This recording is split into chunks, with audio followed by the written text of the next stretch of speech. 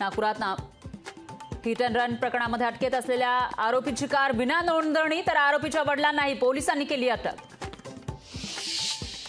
6 जूनपर्यंत आरक्षण द्या अन्यथा मोठं आंदोलन होईल। मनोज जरांगेंचा राज्य सरकारला अल्टिमेटम। जरांगे 4 जूनला अंतरवालीत पुन्हा उपोषण सुरू करणार। राज्यपाल रमेश बैस 5 दिवसीय सातारा जिल्हा दौऱ्यावर। जिल्हाधिकारी आणि स्थानिक प्रशासकीय अधिकाऱ्यांची बैस बैठक घेणार। महाराष्ट्रामध्ये 5ही टप्प्यात मतदानाचा टक्का घसरलेलाच। राज्यात सरासरी 7% मतदानाची नोंद तर 48 जागांच्या निकालाची जनतेमध्ये प्रचंड उत्सुकता। देशातल्या 428 लोकसभा मतदारसंघात मतदान संपलं। 115 लोकसभा मतदारसंघात मतदान शिल्लक। आता यूपी, बिहार, हिमाचलमध्ये निवडणुकीची रणधुमाळी। देशाचं नेतृत्व करणाऱ्या व्यक्तीला प्रधानमंत्रीऐवजी पंतप्रधान म्हणणंच योग्य। भाषा सल्लागार समितीची राज्य सरकारला शिफारस। 12वीचा निकाल आज जाहीर होणार। दुपारी 1 वाजता ऑनलाईन निकाल पाहता येणार। फायर फायटिंग यंत्रणा नसलेल्या इमारतींवर कारवाई करा। मुंबई महापालिका आयुक्त भूषण गगराणी यांचे आदेश।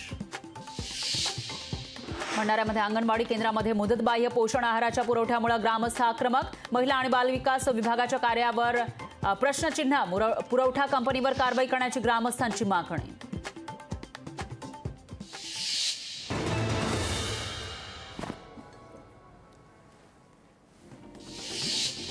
मुंबईतील गोदरेजच्या जागेवरून बच्चू कडू आक्रमक। बेघरांना सोबत घेऊन आंदोलन करणार बच्चू कडूंची घोषणा। केजरीवालांवर जीवघेणा हल्ला करण्याचं भाजपचं कारस्थान। आप नेते खासदार संजय सिंग यांचा भाजपवर गंभीर आरोप। आप आमदारांची निवडणूक आयोगाकडे कारवाईची मागणी। रत्नागिरी आपत्तीमुळे जीवित आणि वित्तीय हानी न होण्यासाठी छत्रपती संभाजीनगर विभागाचा मान्सून पूर्व तयारीचा आढावा।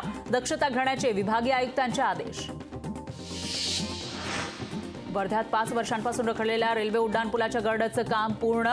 आचार्य भावे उड्डाणपूल लवकरच येणार वर्धेकरांच्या सेवेत। छत्रपती संभाजीनगरमध्ये सलग 3ऱ्या दिवशी पावसाचा धुमाकूळ। फळ पिकांचा उन्हाळी पिकांचं अवकाळीमुळे मोठं नुकसान।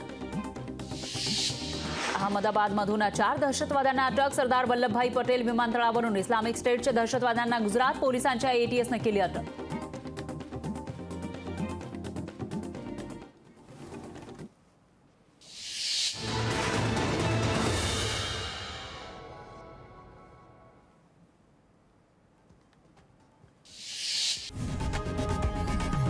लोकशाही मराठी ऐका, पहा, जागरूक रहा।